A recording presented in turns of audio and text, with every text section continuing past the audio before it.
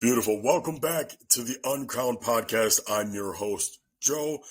A lot of you formerly knew me as JB Motivation, but I've since changed to the Uncrowned Coach, with my brand now becoming a lot more faith-forward. We did a little rebranding if you're new and just popping in, or if you've been listening for a little while. This podcast is to help men grow to become the best versions of themselves that they could possibly be, and the best versions that God called them to be as well, incorporating both spirituality and fitness, a little bit of both, but making sure men are doing what they're supposed to be doing.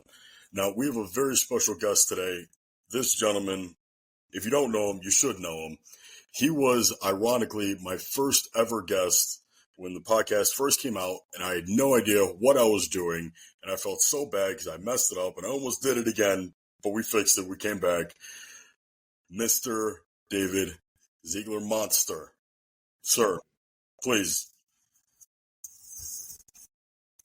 How you doing, man? It's good to see you again. It is great to see you, man. I remember when you first joined, you were still up and coming, and to see how far you've grown. For those of you that don't know who this awesome man is, he's up there, in my opinion, with Joey Swole in terms of positivity and bringing a good light to the fitness and bodybuilding community. So we have a lot to catch up on. It's been a very long time. I know you've been growing a lot on YouTube tremendously lately. So what have you been up to, brother? What's kind of some big things? We've been working on the GuestPass series like crazy, and that's what's on the YouTube channel right now. So the GuestPass series is a series for entertainment where we tour around the world showing gyms. But really, it's an app. It's about to launch any day now. It's been in development for over 9 months. It's finished. It's like in processing right now for the App Store. But it should be up there any day, maybe 2 weeks. I don't know how long that process takes. But once that launches, that's officially what GuestPass really is a directory for finding gyms anywhere in the country and hopefully soon the world. So you'll be able to type in a location, and all the gyms that we recommend and in the area will pop up, and you'll be able to find the one you want to go to. So it's like a Yelp specifically made for the fitness community.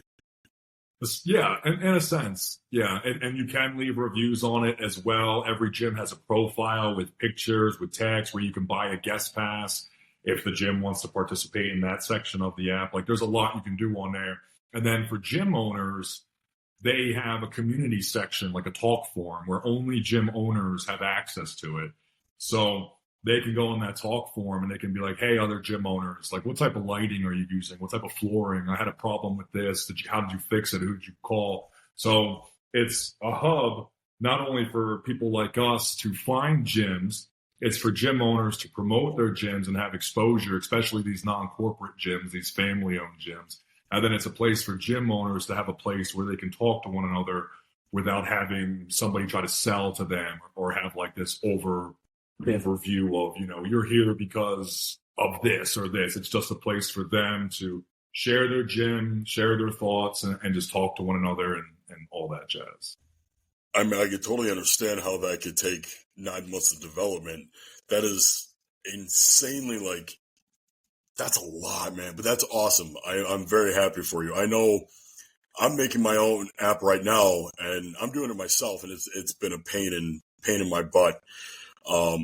Not as in depth as yours. Mine's just a spiritual tracker app. I figured if I was as disciplined in my faith as I was in bodybuilding, how much more would I grow?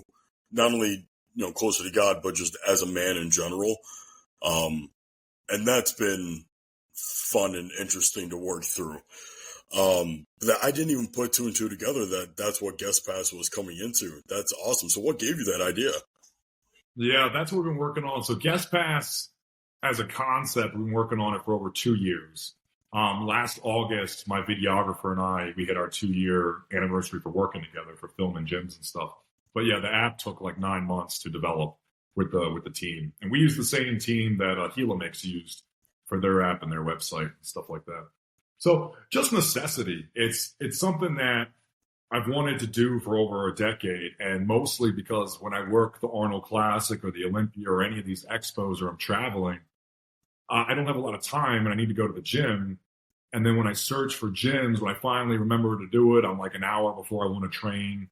I can't find gyms. If I do find gyms or Instagrams or whatever I might find, don't give me a lot of confidence to actually go. I'm like, I can't really see the gym. They have a picture of a dumbbell rack. They have 20 pictures of promotional events they have coming up. Like, I don't know what this gym looks like. I don't know if they're open. I don't know if they have guest passes. I don't know. So then you end up going to like Crunch or something because they have a $20 or $25 guest pass and they'll let you in. So then you're in there and you're working out, and then some old timer comes up to you with his weight belt on and his garden gloves. And he's like, what are you doing in here? And you're like, what do you mean? He's like, 2 miles down the street is Iron Barbell Fantasy. I figured you'd be in there with those guys. And I'm like, I didn't know it was there. And I thought, I think I saw that online, but I didn't know what it was. I didn't have, so and then I didn't want to take an Uber and pay to go somewhere that wouldn't be open and have to leave again and mess up my whole. So that's what we're trying to do, is create a platform, a hub, a directory where you can find the gym that fits you best while you're deboarding your plane that quickly. Open up the app. There is no cost for point of entry. You as a gym owner, as long as you can prove residency, you can have a profile. You as a user, all you have to do is download the app and the bar pops up, type in the location. There's no memberships required. It's free for everybody, point of entry. So this is going to be a place and a way where no matter where you are, you can download the app and then either type in your location or just hit the button that says gyms near me. Yeah, I'm gonna need to make sure my notifications are on, because I'm definitely gonna want to utilize that, and also send it out to a couple other guys that I know, including my father, because he travels for work. And lo and behold, he got the Planet Fitness membership because he knows somewhere around wherever he's traveling, he knows he can get in there. But that's not what he needs, and you're absolutely right, because a lot of the best gyms that I've noticed, limited pictures, very old school. It's like on a need-to-know basis. Unless they're promoting heavily on social media, like they got the cool lighting and stuff like that, so they want to put the pictures out there. Yeah. The old, good school bodybuilding gyms, they're low-key. So having something like that, I know at least for myself, is going to be a lifesaver when traveling. So congratulations on that, seriously. Oh, thanks, man. Yeah, a lot of these guys, these gyms that are like 10,000, 30,000 square feet, are just like little gyms. The gym owner, more times than not, he's an old competitor. Dude's like in his 40s or 50s or 60s, doesn't really care about social media, has 700 to 2,000 members. He's getting paid. He pays for his house. He takes his wife out on vacation. He's doing fine. He doesn't need to really market that way. So when you or I or somebody as like an outliner shows up to that little town, my man's fine. He's not paying money for advertisement. He's not updating the Instagram every single day. He might have a girl or guy who works at the front desk who updates it once a week. So those types of gyms, those are the best spots. Those are the best people. They're run by the best people. But again, the information is not really out there. When you do search for gyms, like you said, you find all commercial stuff, or you find the private gyms that are trying to do something, like Total Recomp in Texas, or like Fusion gyms in Philadelphia. Yeah, they spent $50,000 on a fountain. Cool. Yeah, they need to market. They need to pay that fountain back. Yeah. Where my guy in the middle of Tennessee, he buys a whole line of Watson because he likes it. And then I show up and I'm like, I like this too. Thank you. Thank you. I don't give a fuck about your fountain. Thank you for this. Yeah. So now I got to ask them, what has been, I can't say favorite. Let's go at least maybe like top 2 or 3. Japan has some of the best gyms. Really? Japan, yeah, absolutely. Japan is like 20 years behind us for bodybuilding enthusiasm. So it's fun over there. They are like in the 90s and the 2000s as far as like nitty gritty, working hard. The gyms are styled in like dark, heavy shadows, machines everywhere, blood on the walls, posters everywhere, motivational shit everywhere. They are like in the prime of bodybuilding that we were in like 25 years ago. And then I've been hearing that China is actually entering that phase right now. So there's been some gyms in the last 5 years that it built in China that are stuff that would rival us like in the 90s and stuff, which is pretty fun. But over there in Japan, Brian Dobbins, his gym, Metroflex, which he started in like Arlen, Texas or whatever. It's Ronnie Coleman's gym, and Branch Warren and Johnny Jackson, they all train there. Well, he franchised out, so now he has a few different locations. He has a location in Japan that's owned and operated by a guy named Takiya, I believe is how I pronounce his name. I don't want to offend him if I say it wrong. That guy loves bodybuilding. He travels the entire world just to check out gyms, just to go to expos, just to go to shows and stuff like that. And his Metroflex in Japan is by far one of the best, most hardcore, most inviting, awesome gyms I've ever been in. And now he just opened up a second one, which I haven't been to yet. There's also another gym in Japan called BNF Sports, which is an old competitor. He also raced pedal bikes in the Olympics. And he built a gym. It is in Japan. It's not in Tokyo. It's in Osaka. And it is above a mechanic garage. So when you show up to this gym, it's like in an alley in the middle of nowhere, and like not in the middle of nowhere, but like in the middle of the city, but not like in the city. Like it's like, you know, like you're going down residential roads and there's like all these different office buildings and all this different stuff. And you're like, this is like local Osaka. And then you come up on this huge garage with all these cars being fixed and all these guys in it. And there's a spiral staircase, a little tiny spiral staircase. And you take that to the second floor. You go through a little door, and then it opens up into like a 35,000 square foot flat that has so much equipment, a posing room, vending machines filled with protein, like just everything you could imagine, old school vibe. They busted off the pegs from the weight trees and welded them to the machines. So when you go to a chest press machine, instead of them having like one peg to put plates on, there's two on either side. So you can just load up the machines with crazy amounts of weight. They put a bunch of plates on the calf machine and then welded them to the calf machine. So no unloading. We don't have time for that. It's cool. It was real cool. It was super old school. It was hardcore. Same with like, there was like leg presses with plates on them and then collars that were bolted. So this starts with 300 pounds. Don't waste their time. I have literally said that, like if I have like 8 plates or whatever loaded on the east side and I'll bring it down to like 1 or 2. And my wife's like, why do you leave them on there? I'm like, because if you can't even do 1 or 2 plates on a leg press, you have no business being on the leg press in general. Oh. Yeah. So it had that type of vibe. Like, and so it was real cool. In the US, we've seen some really great gyms too. But I think Japan probably had the best culture so far. I'm not gonna lie, I don't think anyone would have expected that. I know I for certainly wouldn't. That's good for them. Yeah, it was cool. And most of their gyms aren't like that. Yeah. So in Japan, their culture, their mainstream old school culture, which is changing because of generations like ours coming up and stuff, the younger generations. But you can't wear shoes in the gym, in most gyms. Even for the hardcore gyms, you can't wear your shoes. You have to bring gym shoes with you. And if you don't have gym shoes, they supply shoes for you. And then you have to change your shoes out. So the gym stays real clean. Some of the gyms that we trained in and that we filmed for GuestPass were like super Western, hardcore. You could keep your shoes on. There were other gyms too, mainstream gyms like Gold's Gym. We couldn't do any of the Gold's gyms in Japan. We had permission to, but we wouldn't do them because they weren't culturally like what we would want to train in. They didn't allow tattoos. So if you had exposed tattoos, you weren't allowed to train in there. And for us, for GuestPass, if you're traveling around the world looking for gyms to train in, like their Gold's Gym over there was very, very like Lifetime Fitness feeling. Where over here in the US, in the States, Gold's Gym, it has like more of an old school hardcore vibe. And it is shifting more into a fitness facility, like a generalized fitness facility.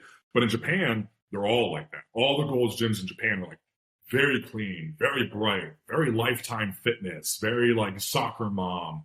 So what we did was all like, and we've done Gold's Gyms. We did Gold's Gym Venice. You know, it's episode 12, season 1.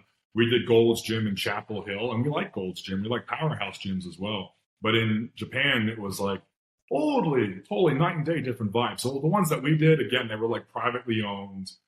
They were like, this is Hide Yamagishi's powerhouse. We did 2 of his powerhouses. We did Takiya's Metroflex. We did Takiya's Bellspo Pro, I think it was called, like Bell's Pro. I don't know, he had like 2 or 3 gyms that we did them all. And then everything we did a Kanakin Fitness, which is a guy's last name, Kanakin. So we did everything like that, where like you and I would be super comfortable, super happy, super welcomed. Even if you had to change your shoes, that's okay. But you would be allowed to go in there and train and sweat and grunt and take your shirt off, stuff like that. Where a lot of the gyms in Japan, you took your shirt off somewhere, the little old lady in the back would die. She'd be like, yeah, I know that's definitely a culture and respect thing. And that was the one thing I've always wanted to visit Japan, just because their culture is very old school. It's very traditional. It's very professional. I would have a very hard time doing so because I look like a criminal. But in just the way that they do things, I am glad to see that they're still upholding that, despite how crazy the world is getting day by day. But it is nice to see they do offer some stuff for people in the Western culture to still go and enjoy a little bit of both worlds. Now, speaking of the culture of the fitness community, right? We kind of have had a major shift from old school rugged bodybuilding, like you said, like you and I would enjoy, more to like this new school influencer style. Like when I get asked, oh, who's your favorite bodybuilder? And then they start naming all these influencers. I'm like, no, I watched the real bodybuilders when I first started getting into it. I never watched the influencer stuff. Do you think we're going to ever make a swing back to like that old rugged, blood and guts style bodybuilding, or is this kind of where we're going now? I think it's still like it was. So from my perspective is we just have 2 different media outlets now. So like bodybuilding, hardcore bodybuilding, men's open is still the most popular division in the world by far. But if you looked on TikTok, you would think it was classic physique. Chris Bumstead on TikTok is probably one of the most famous men in the world. In the bodybuilding world, he's looked at as like an accomplished little brother, doing the classic, good job. That's really fucking cool, man. You're not an open bodybuilder. You're just a little guy having a good time. And we love you. You're a great person. Your genetics are fantastic. You have lots of muscle, don't get me wrong. But there's a reason why men's open gets $700,000 prize and you get $40,000. Mm-hmm. We didn't decide that. The fans decided that. It's just like NBA and WNBA. We that's not on you. That's on what we want as consumers. So when you're looking at like the Middle East, South America, Europe, even the United States, the men all follow the bodybuilders and bodybuilding. It is the children and the people in their first like 2 or 3 years which seem to gravitate and hold on to things that they find more obtainable and more socially acceptable. And I think that's because with social media, we now have this gray area of like brackish water, where before we had mainstream, didn't like us. We had bodybuilding, and there was a big divide between us. Now with social media, we have like this brackish area where we can actually kind of bend together. So in this area, people don't like us. People are obsessed with us. In this area, we're seeing such an influx of guys who are like, well, I want to be muscular, but I don't want to be that muscular. Oh, I relate to so-and-so because he has a bicep thing, but he doesn't look so roided. If you have that mindset and you're into that, that's totally super cool. I'm glad you found fitness. But if you're already thinking like, nah, you're not, you've already put yourself in a category of like child, new guy, not really sure what the fuck is going on in this sport. And you're trying to dance between your life and your mainstream life that you're used to and familiar with and comfortable with, and how can you try to integrate some muscles, because you also want to be a big guy and you also want to be in the gym and you also want to be masculine and tough. So it's like this weird walk that we're seeing more and more and more and more of these guys who would never have been introduced to us or never would have known us or never would have popped their head in because they would have been too scared or too nervous or not interested because we're just too big and too burly and too ugly and masculine. But then because of social media, like, oh, I saw this guy with this beautiful blonde hair and he had a pretty nice chest. And if I could have a chest that looked like his, I would be pretty happy. So we have this category of you guys, not you specifically, but of those guys. And then we have the other category of guys like me and you who are like, 200 pounds is small. Now, yes, we're not dumb. And yes, we are accepting and we want you to be here and we support you. So yes, you build a lot of muscle. We're very proud of you. You look very good. Awesome job. Everyone's proud of you. But when we're talking about like NBA type of talent, possibilities, and what the career holds and the amount of money and the amount of recognition and the amount of history and the amount of everything, I'm very glad that you can put the ball in the net. Cool, dude.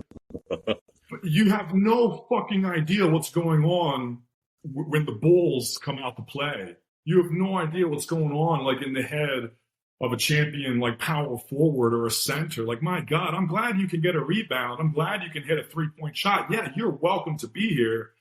But when the court, when the field, when the real guys come out, that's what the majority of us are here to watch and appreciate and to learn and to be a part of. You are a part of it too. You like it too, but you're just not as open, and you box yourself off to what's possible and what's out there because you want to live in this world of, I can do it too. This is what I want to look like. This is the box that I'm going to keep myself in. You know what I mean? Kind of like having blinders. Like, I like that guy. He's 205 pounds. Well, there's a guy over there, 270, shredded, looking ridiculous. Yeah, but I won't ever look like him, and I don't want to do what it takes to look like him, and he doesn't get girls, and he lost his hair, and he did this. Cool. Super cool. But don't get it twisted thinking you're good at this.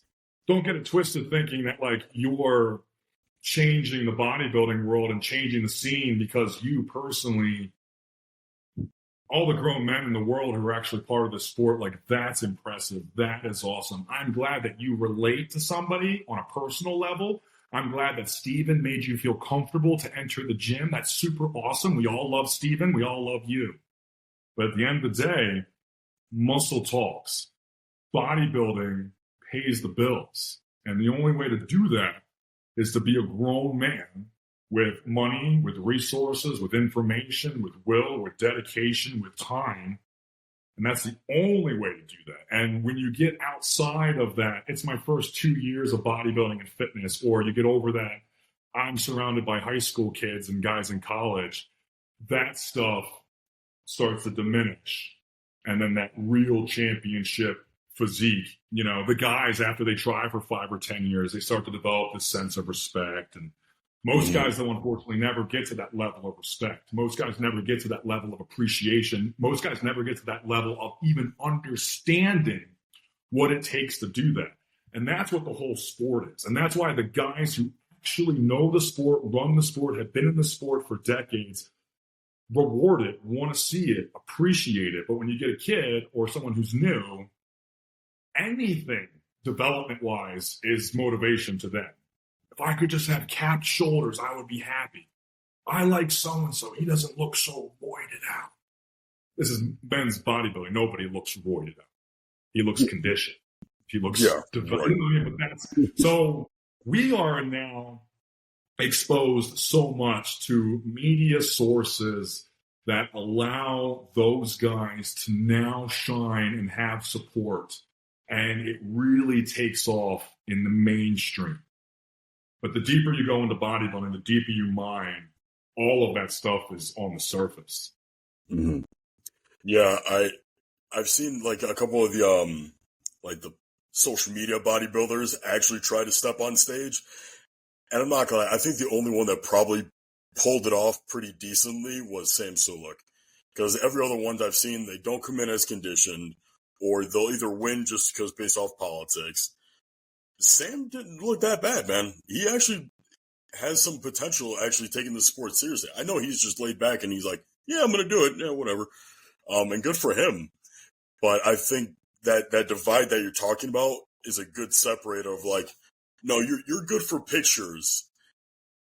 When you actually try to step on stage and be stage lean, that's a whole different story. And especially after doing 3 shows this year, I don't know how the heck you compete as often as you did. I know you said you didn't compete this year, but that was hard, man. I felt so bad for my wife. I'm like, all right, let's do another one. Come on.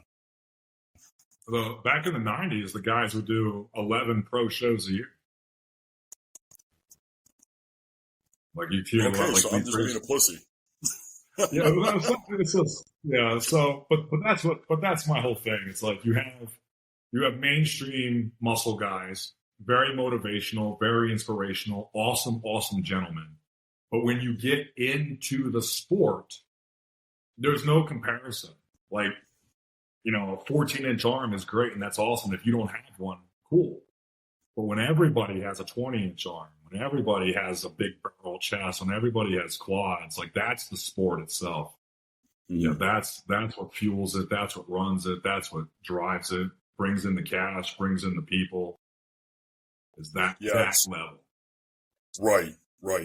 Are you planning on competing again, or have you kind of shifted your focus now to like GuestPass in your own business now?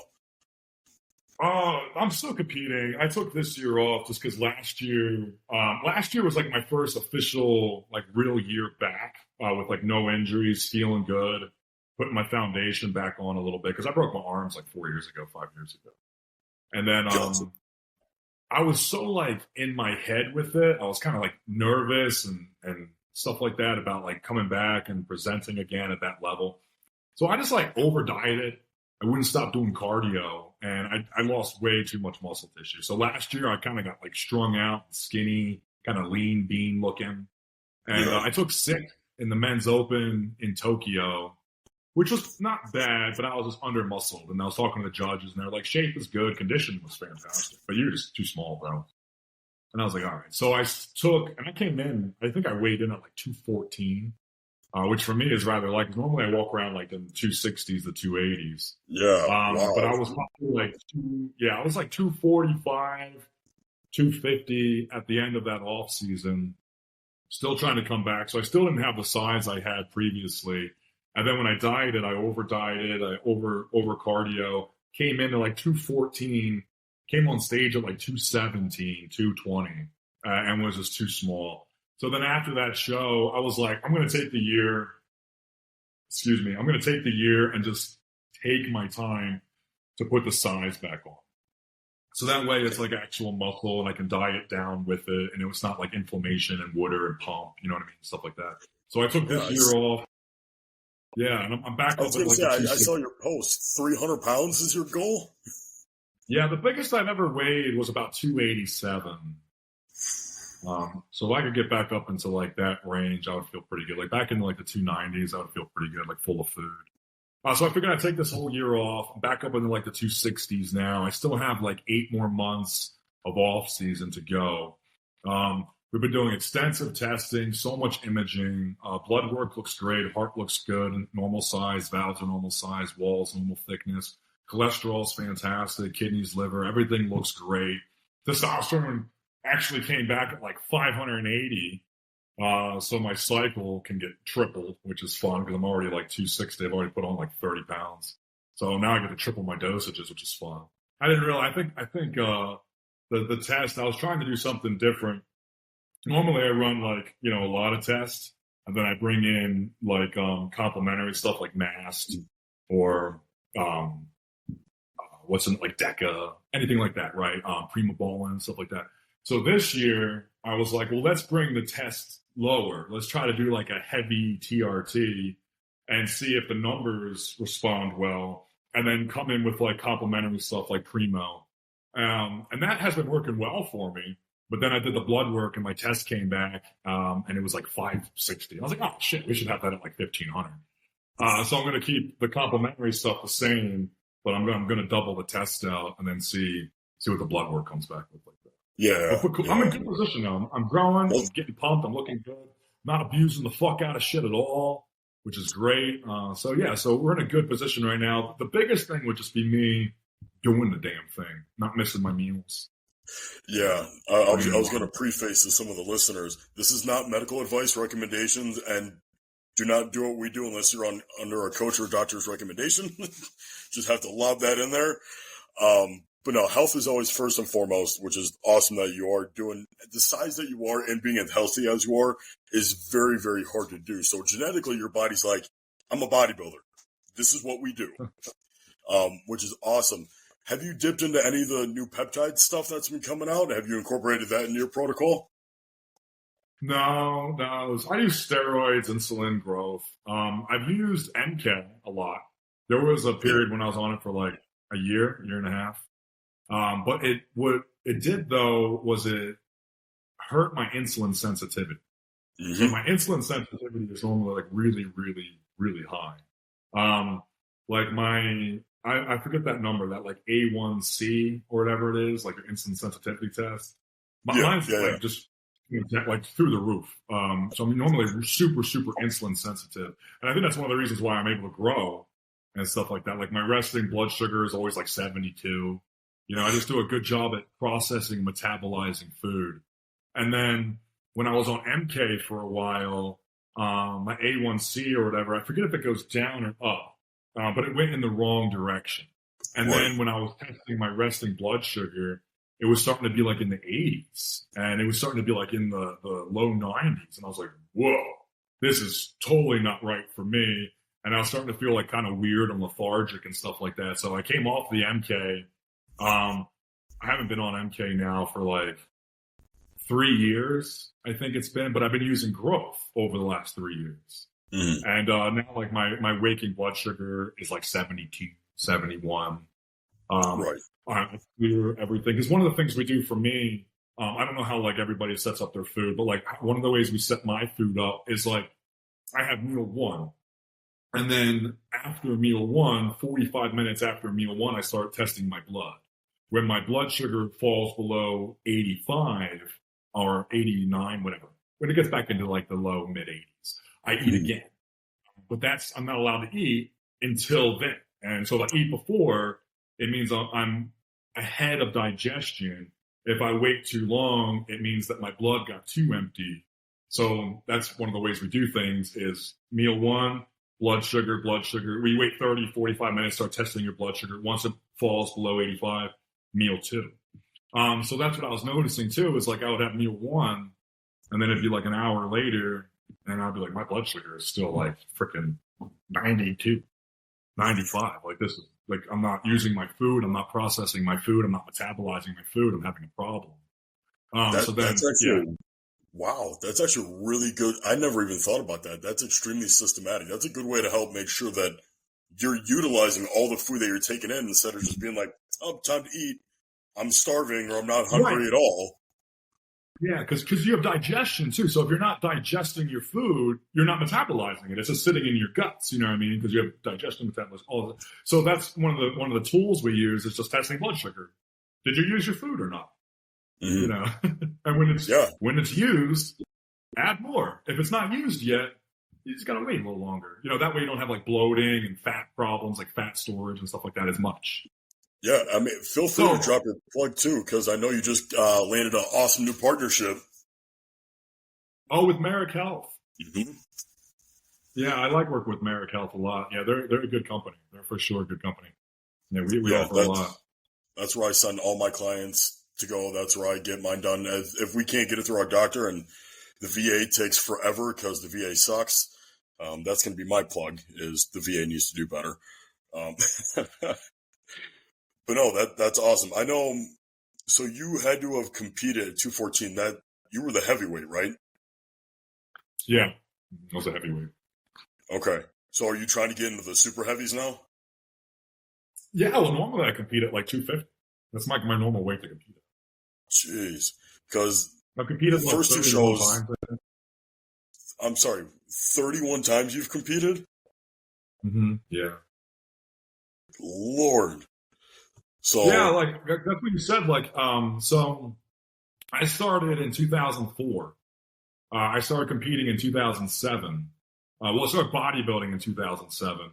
around 2008 was when I first had like my first influx on social media, and I had about 300,000 followers on a website called bodybuilding.com.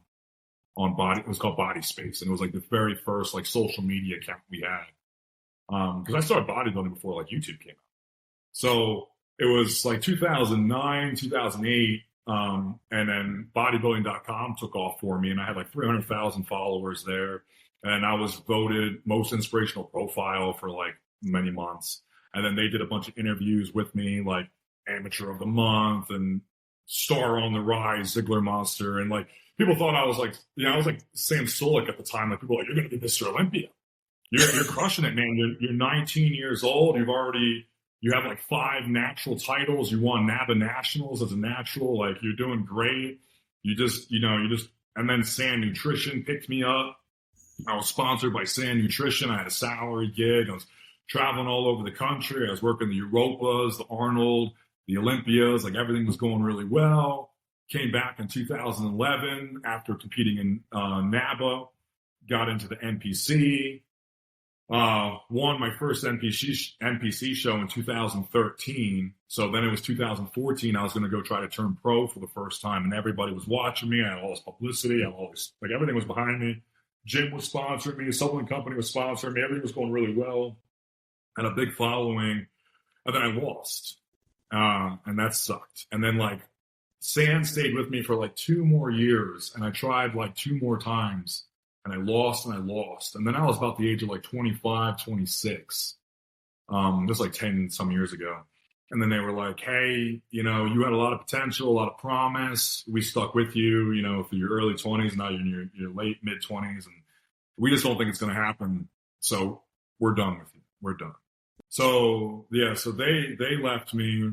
My business partner died at the time. They left me. I was having issues with my relationship at the time. So it kind of felt like just everything stopped for me all at once. I had nowhere to live. I was living on couches and stuff in Las Vegas because my business partner died, and he was the one who had the lease out there. I'm in Vegas now, but he was the one who had the lease at the time, and he died. Me and the girl weren't doing well. I lost my sponsorship, and I had very little money. I was working security. Then I started working in security again. So I started working in strip clubs and stuff again, working security, working the front door. I was like surviving off of like protein powder that I had stashed from being sponsored from the years.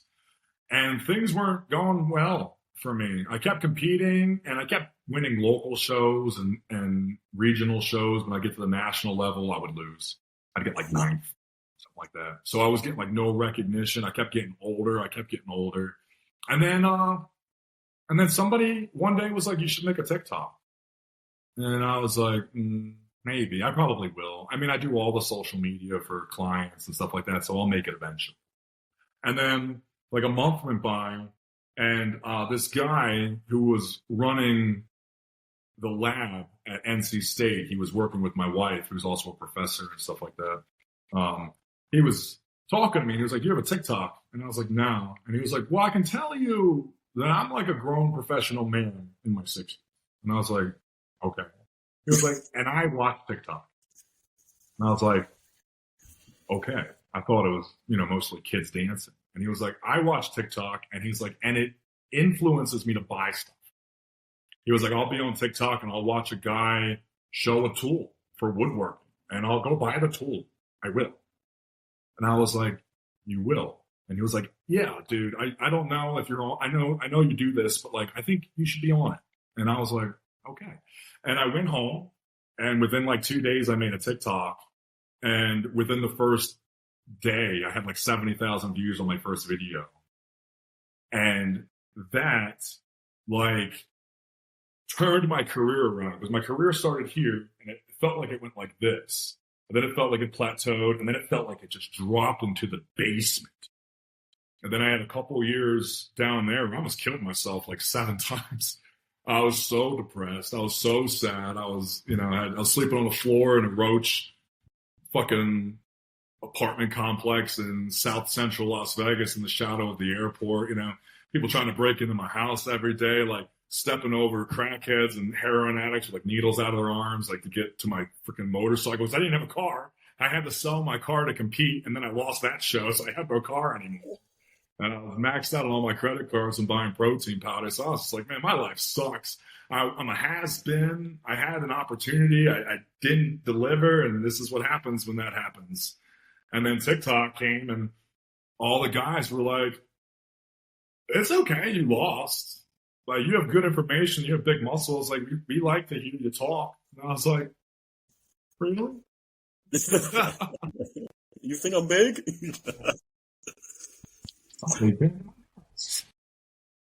It must be a delivery, man, because yeah, so that it kind of like breathed new life into me.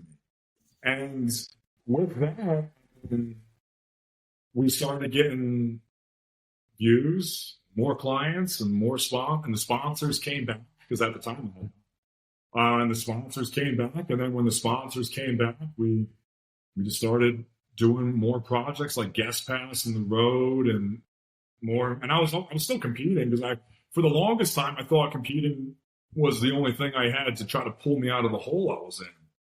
So I just kept trying to get big. I kept trying to get big. And then, I got up to like 287, like 290. And then I broke my arms, that sucked. But yeah, what a ride, though. It's been up and down.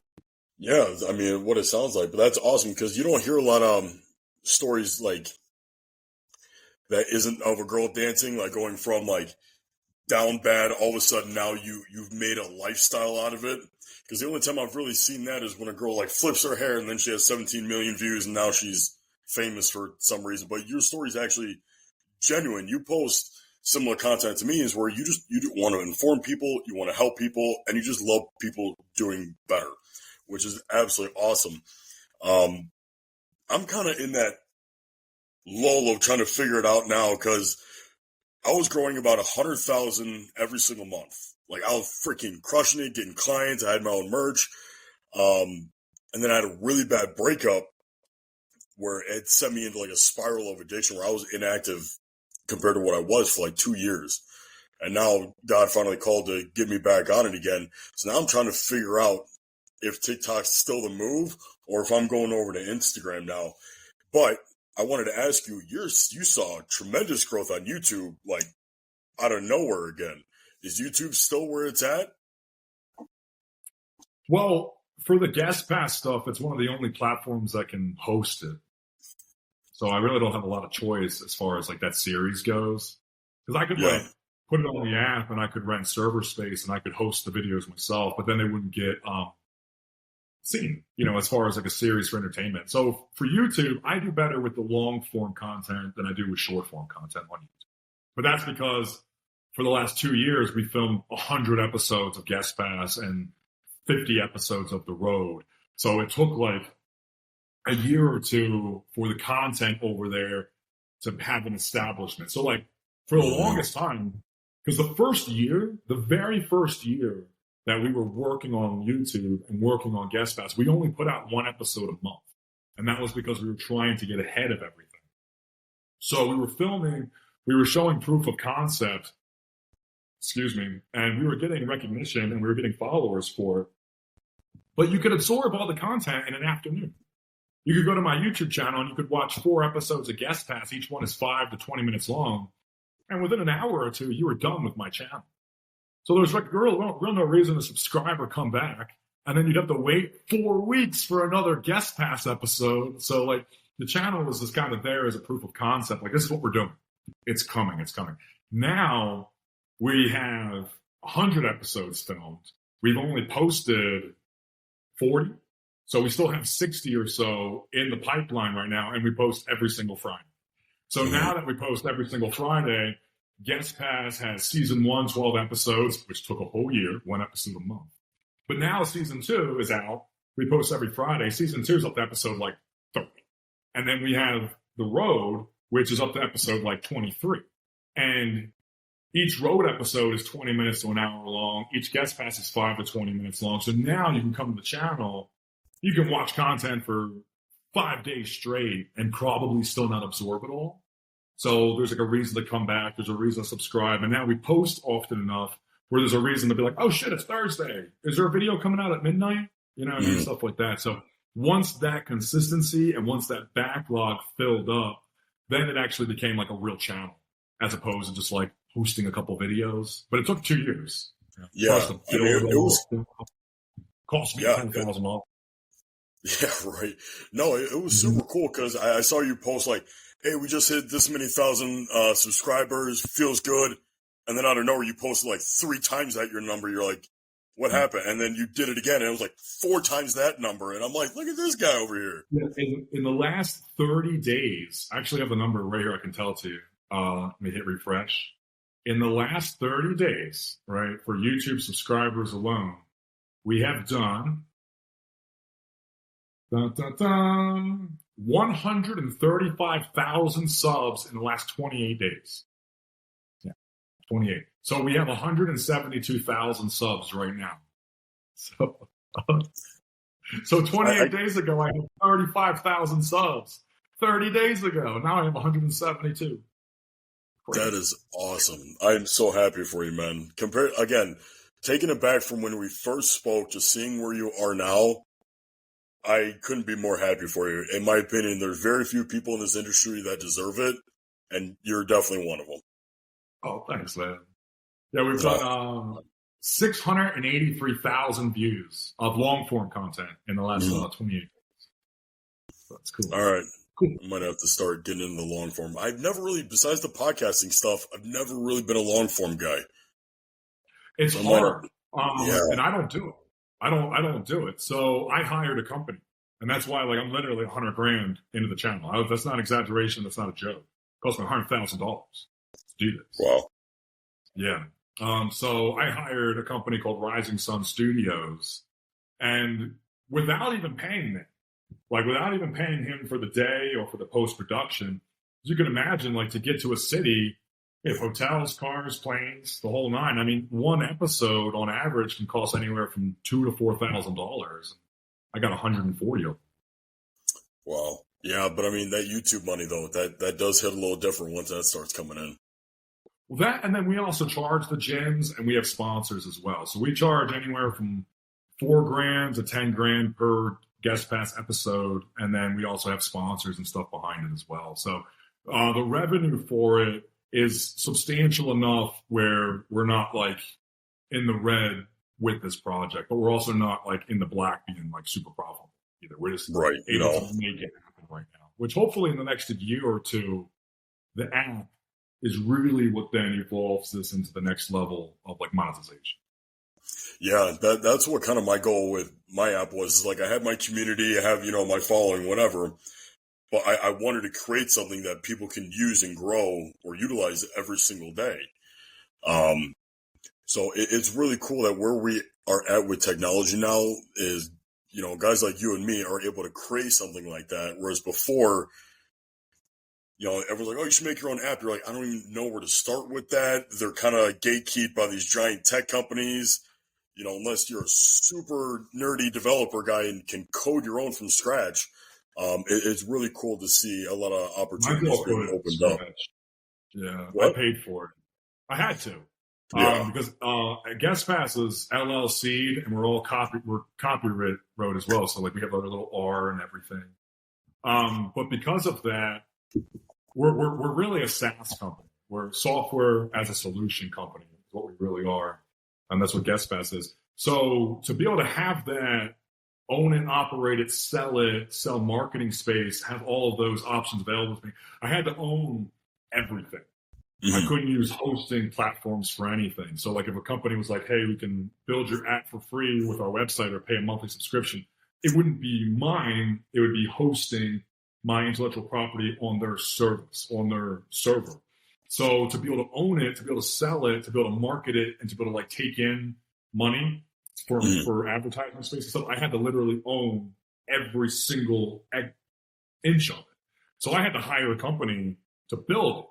And my average quote to build it was $300,000 to build the app. Yeah. So I went through a dozen different companies, and I was getting quotes, $100,000, $280,000, $90,000. And eventually I found a company. I worked with Helix, and I was like, who do you guys work with? Because you guys obviously trust your guy. I'm worried about giving somebody 6 figures. I get a year down the road, and what if it doesn't work? What if they go out of business? What happens then? I'm just fucked, right? So they gave me the information. They were like, this is the company that built our app and built our website. And then I got on a Zoom call with Helomix, the owner of Helomix, a guy named Jordan, and then Zarel, the owner of this company, this development company. And we had a big conversation, a big talk. And then from that, me and Zarel moved on, talked about like negotiating, and we negotiated. And because of the Helomix poll, we found a number that I thought I could, comfortably work with to build everything. And then that took, 9 months. But we own the whole thing. The whole thing. It's mine. It'll be in the App Store, in the Apple App Store, and in the like the Android app. The whole thing will be in there in about a week or two. And it's been like a $250,000 project. GuestPass. Oh yeah, easily. But it's been awesome. Think about the amount of reach and leverage now you're going to have after that, though. Now that you're adding that level of complexity onto it and that level of thought, because a lot of people don't. You certainly know how to dot your I's and cross your T's on this, which is hats off to you, brother. My first business partner, he sued the shit out of me trying to steal the company and do all this different stuff. So when it comes to like contracts and owning and trying to be in the clear, I don't not like very good at it. I don't know a lot about it, but I try to protect it the best that I can. Yeah. And I know you mentioned. What are your thoughts on Yeti buying out Helomix? It's a shift for sure to see Helomix cease to exist, because they've been such like a cornerstone of my life, and they've made such an impact in the fitness industry, kind of like as like a big brother, like they're not like a big corporation. It's owned by one guy. Badass. It's owned by one guy, and he's like a fitness brother type of situation. You know what I mean? And it just happened to work really well for him because he had the right marketing. He had the right product and all that stuff. So it worked really, really well for him and for us. Now going to Yeti is a much different environment, like a different vibe, right? They're like a big corporation. There's a lot of money. There's a lot of red tape. There's a lot of like, you're not like getting like a shaker bottle from your gym bro. It's like you're buying a shaker bottle from Toyota or something like that. So it's a shift for sure. Does it mean they're not going to be able to handle it or do it? I don't know. They want to move into the fitness space entirely. So they want to be like a pillar in the fitness industry, which right now they're not at all. So this, from what I understand, is their entry point to try to get to know all this and to become like a fitness brand. And they're going to have more products and more things. And they'll probably have weight belts one day, straps too. They're really trying to come into our industry. So I'm okay with that. I mean, I've been talking to Yeti. They got their marketing director is a guy named Tom. He's been really, really cool, really chill, really laid back. And we've been playing phone tag for the last like week, which is good for me because no one else even has a meeting with these guys until after Christmas. So, but they've been texting me, they've been calling me. We've been playing phone tag a little bit. And then the last text message I got was from him. And he was like, here's the long story real short. We don't want you to leave. We want you to stay on the team. We want to make sure you have what you need to be on the team and to be happy. We think you will with what we have to offer you. So just, thank you for everything and just have confidence that you shouldn't be going anywhere unless you don't like what, the direction we're going. And I was like, okay. I mean, that sounds pretty good. Yeah. Yeah. I mean, that's what I would be worried about, especially with a big change like that, is for some big corporate schmuck to be like, no, you're gone. Put these guys in, and at least they're staying a little bit true to their core in that sense. Yeah, and Helomix, from what I understand, is going to be continued to be built, created in the U.S., in Florida, in those same manufacturing plants with all the same stuff. They're just going to change out the molds. So instead of Helomix, it says Yeti on the side, but it should still be the same colors, from what I understand. And then Yeti, because they have the infrastructure in other places to build like metal bottles, like instead of Florida, maybe who knows where that one is. Maybe it's in China, maybe it's in Mississippi. I have no idea. But the warehouse in Florida should run making our traditional Helomixes with Yeti on the side of them. And then Yeti, from what I understand, will be able to introduce like metal Helomixes and stuff from a different part of their supply chain. That's cool. Beautiful. Well, that's good. Yeah. Good. I got 2 final questions for you, brother, if I can. One, besides the app, anything else you got working on or in the pipeline that people can watch out for you? Well, we have The Road, which is like a reality bodybuilding TV show on YouTube. I think that's a lot of fun. I think it's one of the there's not a lot of shows like it because it's bodybuilding oriented, but it's still lifestyle as well. So it's kind of fun. The camera crew follows me around through workout, through life, through everything, and puts it together like a TV show. It's kind of cool. So we have that. GuestPass is monumental. It's a really big project for us, so it's taking up a tremendous amount of time and effort and stuff like that. So besides that, and like general bodybuilding goals, it's kind of taken all my effort. Yeah, I believe it. I really look forward to it. Last question. So I moved first 2 shows. It's classic. We won the overall. Second show, classic. Body started to fight me a little bit because we really started to get nitty gritty. I ended up just moving into the light heavies for my last show. But we ended up bringing the best look ever. My weight was like 195.8. Obviously a little bit bigger on stage. And I think this is the direction that we're going to go. You've been open for quite some time. Mm-hmm. What piece of advice would you give me now that I'm kind of making the switch over to hang out with the big boys? Because we're thinking I might have to put on I might get up to like 240, 250. I'm only 5'9". Yeah, just being fuller, being bigger, being fuller in the open. Yeah. I like not sacrificing condition, but being fuller in the open. Yeah. So Gotcha.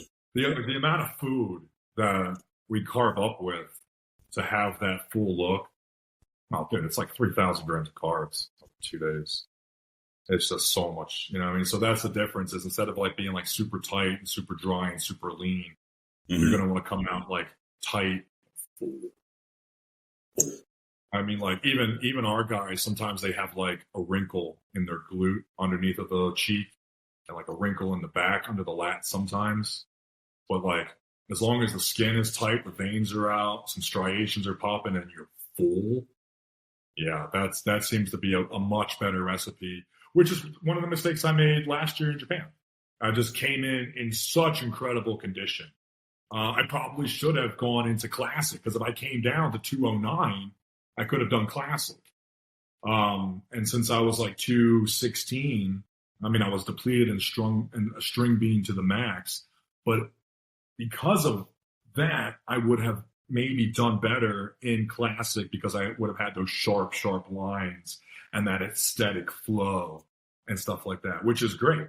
But in the open, yeah, it's like, it's condition, of course. Mm-hmm. But then that fullness just comes across as so powerful on stage. In classic, they count lines. In the open, it is presence. Like who comes out with like those shoulders, like, you know, that was a mistake that I made for a while is 1, being too fat and then 2, being too lean. Not too lean, but just constantly trying to chip away to pull out like the most striated glutes of all time. When in the open, everyone was like, glutes aren't judged, you fuck. And I was like, yeah, it'd be better for you to be like gym pumped looking. You know what I mean? Like bring out that full gym look, you know, and then, so that's, you know, that, and I could be wrong, of course, but for me personally, yeah, losing my mind in the conditioning world is what made me sacrifice 5 pounds of fullness. And then that fullness, when you're in the open stage, it really does come across, you know, nicely. Yeah, I mean, we still placed 4th. I'll take it. It means I got some potential, but it'll be interesting. I'll have to keep that in mind because I'm a very show up conditioned guy. Yeah, I know, and that's what we were all taught, and that's the truth, though. I mean, conditioning wins shows, but in classic, everybody's 210, 200, 180. So, like, yeah, conditioning really, really does. But when you're in the open, the weight classes have like a 22 pound, you know what I mean, like bracket. So whether you're like, so if you're a heavyweight, you're between 198 and 225.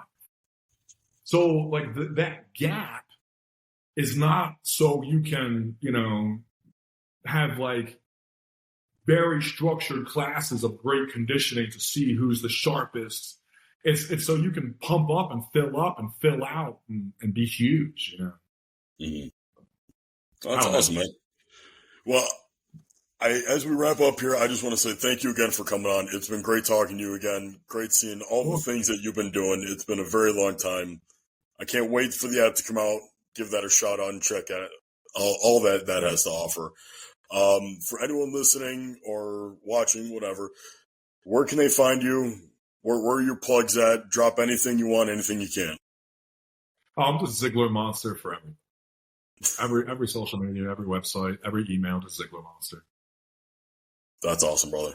That's awesome. Well, thank you again, gentlemen, and the few ladies that I know probably listen. Thank you so much. It has been an absolute pleasure. Stay tuned. I know we had a lot of guests on for this month. I'm going to try to maybe do the same. We'll see. It's the holidays. It might just be me. Sorry. But as always, stay positive, stay motivated, stay uncrowned.